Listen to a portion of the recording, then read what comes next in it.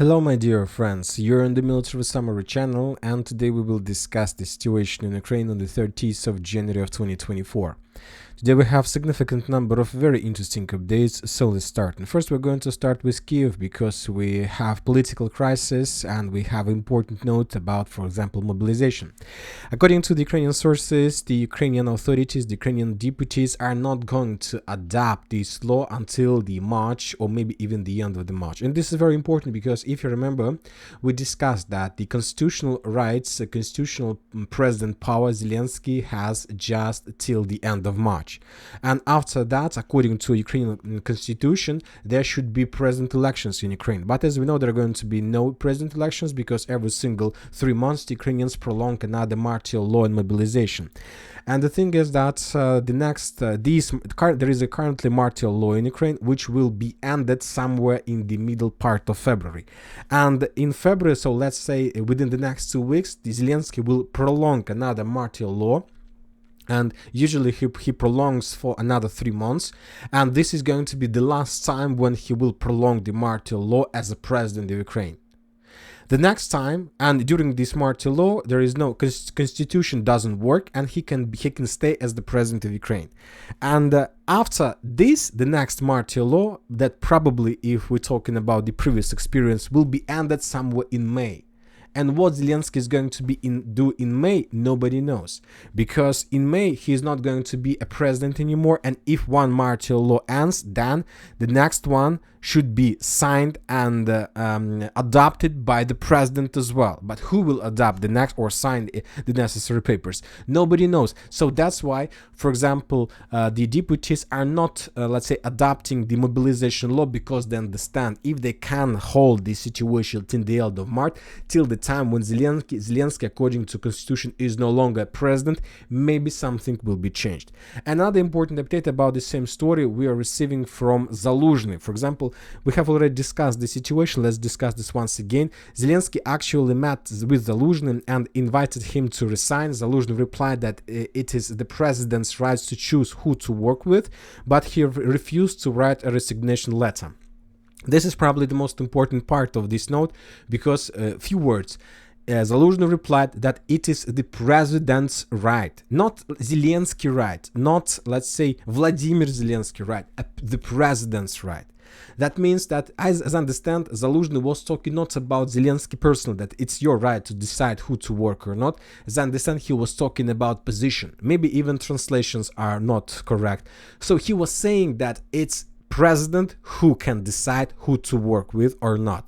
So Zaluzhny was also saying Zelensky that, listen to me, on the 31st of March, you are not going to be president anymore. So this is your final days.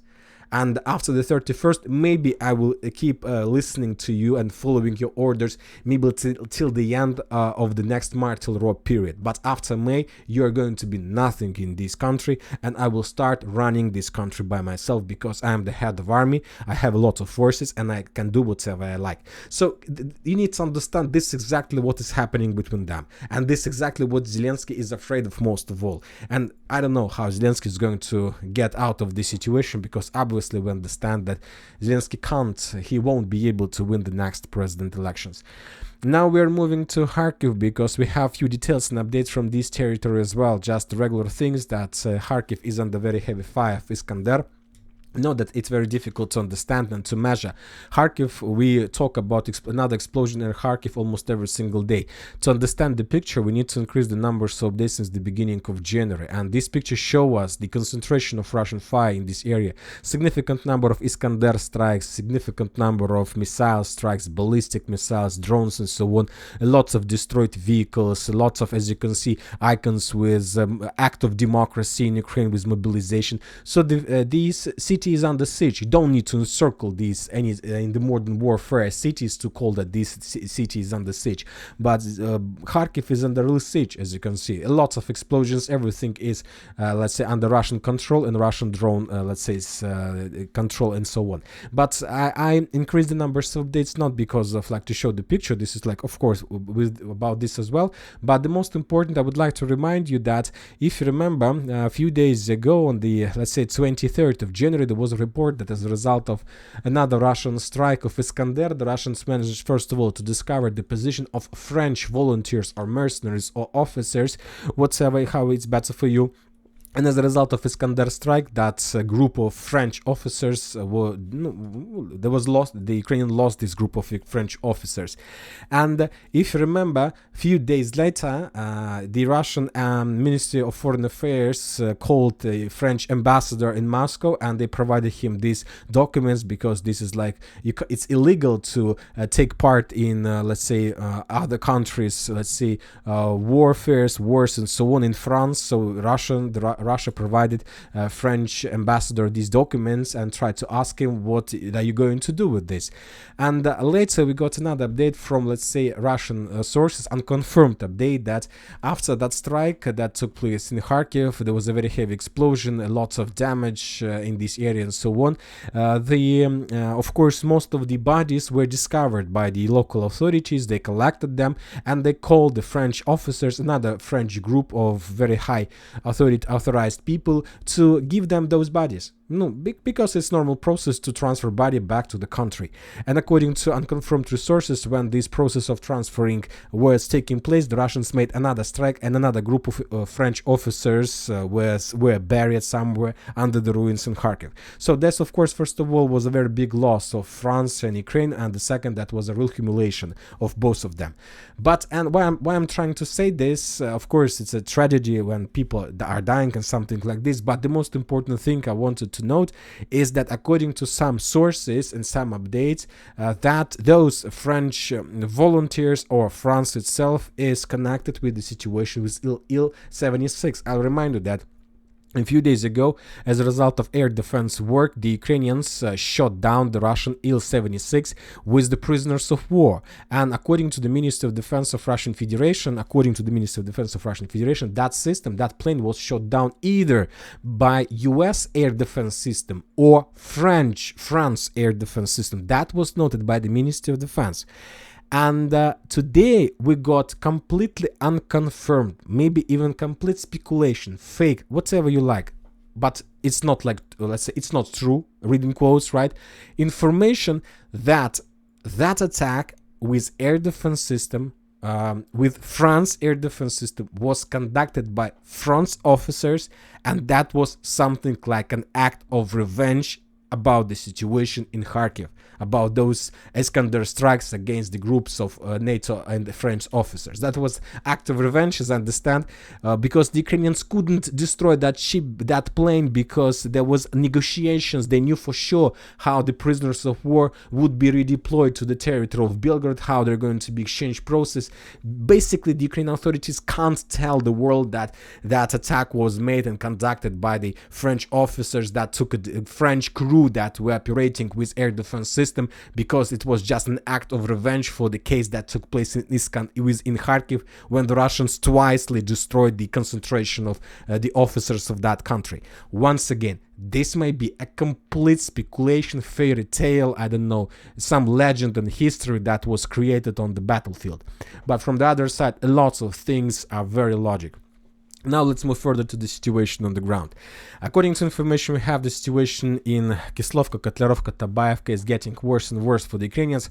During the previous 24 hours, we haven't received anything. The Russians, one update that the Russians, according to some, I'm not saying that, very reliable sources, launched another offensive operation in direction of Pishane, and that there are very heavy clashes on the outskirts of the village. But to tell the truth, I don't believe that update, because we were talking that there are a lot of strongholds around the village, and highly unlikely the Russians have forces and power to attack right now, because too much time has passed since the beginning of this operation. Obviously, the Ukrainians managed to redeploy a significant number of reserves to stabilize the situation, and even if the Russians, and it's like just a waste of infantry and armored vehicles, now the Russians need to do everything as usual: artillery strikes, destroying the area till ruins, and after that to move further step by step. But the Russians can attack Berestova, and according to some sources, this village, as a result of Russian attack, was captured. Currently, I can't tell you whether it's true or not, because once again, this report was published by unconfirmed resources as well. So this is the situation on Kupin's direction. Now we are moving to Liman area, and now we are starting with the massive tank attacks. Today there were a lot of massive tank attacks from the Russian side, and most of them ended successfully. When talking about the Terny area, we have like a lot of attempts from the Russian side. There were a few attacks, few waves. This video was published by the Ukrainian sources. Every single wave of Russian attack included one tank and two personnel carriers. The Russians, by the way, if you don't know, in Russian military slang, they call the personnel carrier as the German car BMW. So it's like it's slang. It's like the local language of military forces. They're calling the personal armored carriers like BMP-3. They call them Becha or BMW, like a car, like a very famous German car. So they were attacking, and most of those attacks were repelled according to the Ukrainians. But it's once again it's video from the Ukrainian side, so we can't know for sure how exactly those attacks finished. But the only thing I know for sure that according to these geolocations, the Russians have significant concentration of armored vehicles along this line, and obviously they are here not to show how good they are. Their main purpose is to continue offensive operation, to penetrate the Ukrainian defense belt, and to enter one of these forests that located between Russian positions and Zherebets River. Now we are moving to the south in direction of Bilogorovka. We continue receiving a lot of updates from this territory. The Russians continue storming industrial zone, but to do this, first of all, the Russians need to suppress the Ukrainian positions on the hill. The Russian sources published once again significant number of Ukrainian positions on these landfills, let's say machine gun positions, I don't know, strongholds, shelters, a lot of different things. And of course, it's not an easy trip for the Russian side to capture the industrial zone. First, they need to suppress this territory, and to do this, the only weapon they have, of course, is FPV drones and some heavy artillery like Tulpin. If we increase the number of days since the beginning of this week, we're going to see the Russian concentration. They are very focused in this area because the Ukrainians using this landfill and using those, let's say, strongholds in 5 positions control completely the industrial zone, and the Russians don't have even a single chance to enter and to dig in deeper in this area because everything will be under complete fire control with mortars, with snipers, with, I don't know, FPV drones. So that's why first the Russians need to secure the landfill, maybe even to start, let's say, something crazy operation and to capture this territory, and only after capturing this territory the Russians can enter industrial zone itself and to continue offensive operation further in direction of the Bilogorovka. When talking about the northern flank, the Russians, after they captured these buildings, started storming and attacking the Ukrainian trenches on the hill. So this is the hill, and we got the first geolocations of FPV drone strikes against the Ukrainian positions. So very likely the Russians do have some plans to, after a few drone strikes, to attack this territory as well. Now we are moving to Siversk direction.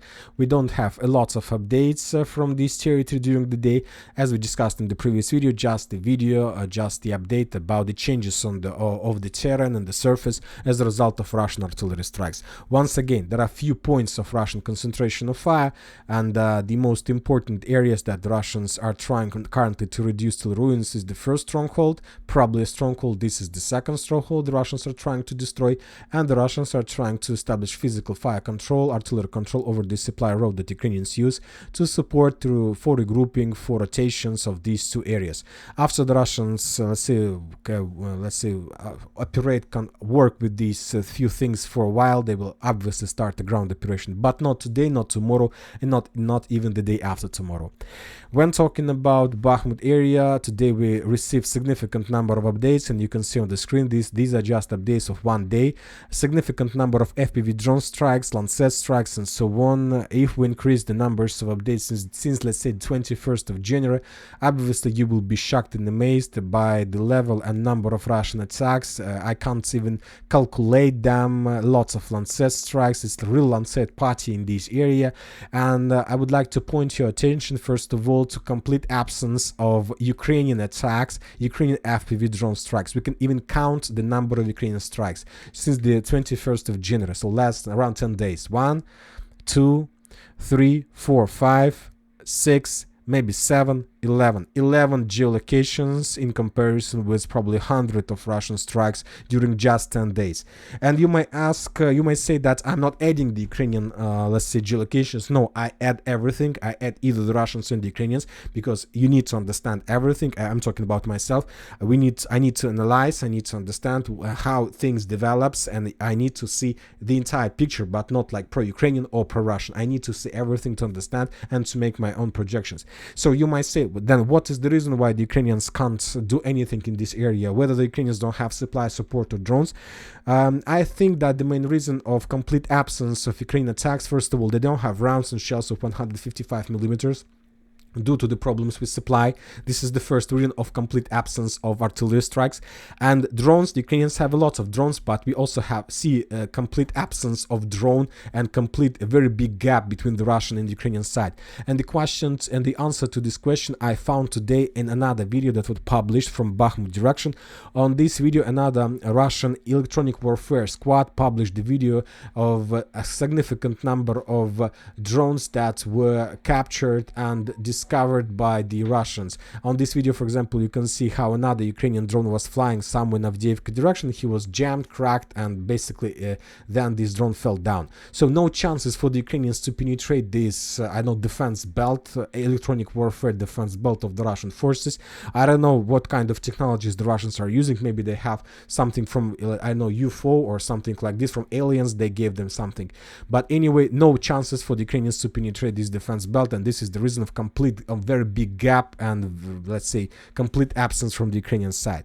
Another important thing, of course, let's move to the ground, and first let's discuss the geolocations. As you can see, the number of strikes in this area tell us that the Russians have some plans. Probably they started the second phase of offensive operation. Today we got everything. We got FPV drone strikes against the Ukrainian positions along the railways between Bogdanovka and Ivanovska. Today we have Lancet strikes and drone strikes against the main Ukrainian defense belt between railways and Popovo Forest. Today we got strikes against Popovo Forest itself. We have FABs against Popovo Forest. As you can see, forest has been already reduced till nothing, just dust and nothing more. We have Lancet strikes against the Ukrainian tanks and artillery positions from Chasov Yar. As a result of those strikes, significant number of those systems were destroyed. We have fire concentration in Kalinovka. So something has started. This concentration of fire can mean two things. Either the Ukrainians received new batch of supply, or the Russians launched the final phase with the purpose to finally, when talking about the Russians, penetrate the central part of Bogdanovka and to move the Ukrainians further to Kalinovka and to Kanal and Chasov Yar itself. When talking about Ivanovska, there are no changes on the ground, just we have the video of changes in the area. We see that the main Russian concentration lays between Ivanovska and 215.7 hill. This is the area of Russian offensive operation. Today we got the first geolocations of Russian movements. On this video, for example, we can see the Russian infantry moving in the Chernobylets residential area on the northern part in the direction of Bakhmut. A little bit further to the north, we got another video of Russian personal carrier moving along the fields that was attacked by the Ukrainian anti-tank missile and was destroyed. So the Ukrainians were attacking the Russians, something like this. But anyway, this is the first geolocations that tell us that the Russians currently are trying to move along this line in the direction of Ivanovska itself. I'll remind you that according to unconfirmed sources, the Russians have already established a foothold in the village, and very likely they just try to connect this foothold with the main line on Bakhmut and to develop this, let's say, foothold in many directions. Once again, if we take a look at this video of changes on the ground, the most important and the most concentrated area of Ukrainian fire or Russian fire take place exactly on the outskirts, on the edge of Ivanovska. So here. So very likely that something is happening here, but we still haven't received anything about this. The Russians continue attacking and storming the Ukrainians to the south of 215.7 hill, more geolocations, but without any changes on the ground. Now we are moving to Avdiivka area. We have few details, few updates from this territory as well. The sources confirmed the Russian progress to the south from industrial area, more videos of Russian offensive operation. Some mappers have also updated their maps showing the progress of the Russian forces. The Ukrainians in the forest. This is a very powerful stronghold for many reasons. First of all, this is the forest. There are lots of trenches. This is a small Serebryanka forest, small Kremenaya, small Dibrovo, whatever. And obviously the Ukrainians will fight for this territory. territory, because first of all they're trying to secure the pump station, filtration station, and obviously the Russians are going to attack from two directions. But anyway, it's going to be a very long battle, and it will take time while the Russians can get as close as possible to the central area and force the Ukrainians to step back inside of the village, inside of the stronghold of Avdiivka itself. For now, no changes on the ground, just those updates that were confirmed.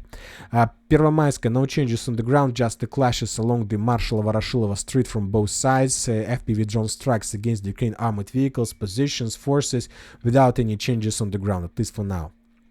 Now we are moving to Marinka direction, and we South Donetsk, and we have lots of updates. We have discussed the, let's say, the changes on the map as a result of artillery strikes. We discussed the main area of concentration of Russian fire, but we have already discussed this in the previous video. But today the most important probably updates of the day we received from Novomikhailivka direction. So let's start, because we have lots of things to talk about. According to information we have, according to the previous updates, we have already found out that according to some mappers, the Russians have already established control over this territory. For now, we still haven't received even a single geolocated confirmation of that, but today we got some geolocations either from the Russian, from the Ukrainian side. We have some clashes of storm operation of the Russian forces inside of Zverinets area. As a result of that attack, the Russians very likely managed to clear this territory completely, and we have already discussed this. And some pro-Ukrainian sources reported about Russian attack on the north. On this attack, the Russians involved around 5 armored vehicles. Those were 2 tanks and 3 personnel carriers. According to pro-Ukrainian sources, 2 tanks were destroyed, but 3 personnel carriers managed to get the tree line to land the infantry and to start clearing operation. So according to information we have, the Russians were moving something like this, and we don't know yet. We don't know where exactly the Russians managed to get. Maybe, very likely, and maybe this territory was also captured by the Russians as a result of clashes that took place, let's say, during the previous 2 days. So this is very likely the Russian progress, and the Ukrainians of course were forced to step back further to the Novomikhailivka and village itself. Now we are moving to southwestern part of Novomikhailivka. We have a lot of very interesting updates from this territory as well. According to information we have from the pro-Ukrainian sources, the Russians conducted a very powerful attack on the northwestern part. We have a lot of geolocations, and for that attack the Russians used around 10 armored vehicles. We don't have video, we have just photo, but according to that attack the Russians were using 10 armored vehicles, and they managed to get this tree line. We have just photos and some analysis. We have like all combined photos from one Ukrainian source. The Ukrainians are saying that they managed to repel that attack, but according to the numbers we see that in the 3 tanks were destroyed, 2 personnel carriers were destroyed, and the rest tanks and armored vehicles were abandoned. So the Russians, the Ukrainians probably have some defense belt in this area, or something like a stronghold, something like this, because it's like intersection of tree lines. It's very suitable place for making a stronghold, and the Russians were moving something like this. They entered this territory and they landed their infantry from 2 points. One group started the clearing of the trenches from the south, and the second group started clearing this territory from the north. We don't know the results of this battle, but very likely the Russians managed to establish this territory control. We will adjust the map, we will move the Ukrainian controlled territory, and we will color this territory under the Russian color, because we have more or less reliable confirmation of Russian progress. And this is very bad situation for the Ukrainians, because if this happened, the distance between Ukrainian and between Russian positions and the road between Ugledar and Konstantinovka is less than 5 kilometers. So, and if the Russians are able to get a little bit closer, let's say for another 2 kilometers, then this road will be under fire control, and the supply and support to Ugledar will be reduced till almost minimal level, and this will allow the Russians to intensify their activity and clashes from this direction as well. When talking about Ugledar, the Russians published the video of TOS flamethrower strikes against the Ukrainian forces in these tree lines. I remind you that the Russians made 4 attempts to storm this territory in the past. Most of them, all those attempts, the Ukrainians managed to repel, and now probably the Russians are going to start the new attempt. And if the information about the Russian progress here will be confirmed, of course the 72nd Mechanized Brigade will find itself in a very big trouble, in very bad situation, and obviously the Ukrainians will be forced to stop retreating and withdraw their positions further in direction of Vadiane and Ugledar itself. So the situation in this area continued to develop, and not obviously in Ukrainian favor. Now we are moving further to Priyutina, to Vremivka tactical bridgehead. We got significant number of days. Today the Russians made another attack, another tank attack. This is the fourth geolocated tank attack during the previous 24 hours, and this was probably the most powerful attack from the Ukrainian side. According to information we have, according to just basic calculations, up to 20 armored vehicles the Russians were using to attack from Priyutina further to the north. And on this video, that video was published by the Russians, so that's why we can't see, we can't see any destroyed Russian tank or armored vehicle during that attack. Everything was successful, almost nothing lost. But anyway, of course there were losses, but the most important is that if we increase the numbers of days for 3 days, we see that this area of concentration of Russian fire. So when talking about geolocations, the Russians during the previous days were attacking this area along 3 tree lines. This is the first area of Russian attack. The Russians were moving also along this tree line. The Russians got here, then the landed infantry, one part of troopers started moving to the west, another group started moving to the east, and also the Russians were attacking the same area along this tree line. Obviously we understand the main Russian goals and main Russian plans on this direction. They try to get the natural barrier, and when talking about natural barrier, I'm talking about the rivers, water reservoirs, lakes, and it's very good position for defense, for creating a foothold, for maintaining the combat line of combat contact, so the Russians can easily establish control over this territory. And after that, of course, the Ukrainians will start suffering significant problems in the cities like Livadna, Novodarivka, Rovnopol, because from this foothold the Russians can attack in any of these directions. And if we calculate the distance, let's say from this area to Novodarivka, the distance is 2 kilometers.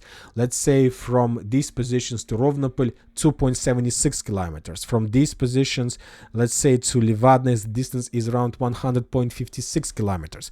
So then the Russians can attack in any direction, and if any of these settlements falls, then the entire front line can be collapsed, and the Ukrainians will face significant problems and losses and retreats, withdrawal positions. There might be a real balagan, because the Russians are planning to move further. Once again, if the Russians, let's say, establishing control over Novodarivka, then the story can play completely different colors, completely different story. The Ukrainians, I don't know what the Ukrainians can do in this case. It's going to be a disaster, obviously. Now we are moving to Rabotina area. We continue receiving updates from this territory as well. The Russians made few attempts to attack Rabotina. They conducted few attacks with infantry. As I understand, most of those attacks were repelled by the Ukrainians. The Ukrainians, for repelling those attacks, were using cluster rounds. They attacked the Russian infantry while they were moving. We have geolocation of that. So anyway, the most important is that the quality, not the quality, when we start receiving completely different videos. 2 weeks ago, we were getting just artillery strikes, FPV drone strikes, FAB strikes, TOS strikes, and now starting this week, we start receiving updates about Russian ground operation with infantry, which confirms the Russian attempts and Russian plans to regain positions in Rabotina.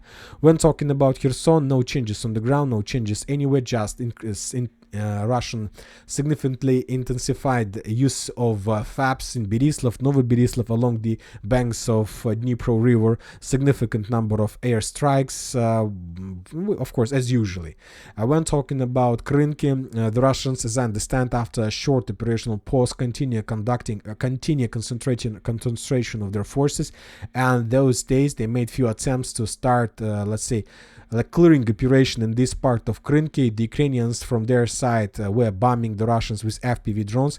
We have some geolocated videos of that, how they were bombing the Russians in this area, how they were bombing the Russians in this area. Anyways, understand, very likely the next days we're going to receive more updates about, let's say, the clearing process in this area. Interesting updates are coming from Dnipro River. Today we got another geolocation FPV drone strike of Ukrainian brigade against the Russian boats somewhere, not somewhere, this video is geolocated between the islands of Dnipro River. And if we increase the numbers of updates since the beginning of months, we see that this was not the first attack. So all this information give us the base to change the color of this territory and to mark all these islands as the islands under complete Russian control. We have at least 2 geolocations from the same area that Ukrainians were attacking the Russian boats with infantry. And we will adjust probably the map before the next video. And that's it for today. Military Summary channel reminds to condemn any violence in the world. Thank you for watching. Subscribe to my channel, put your likes, join my Patreon, and have a good day. Bye bye.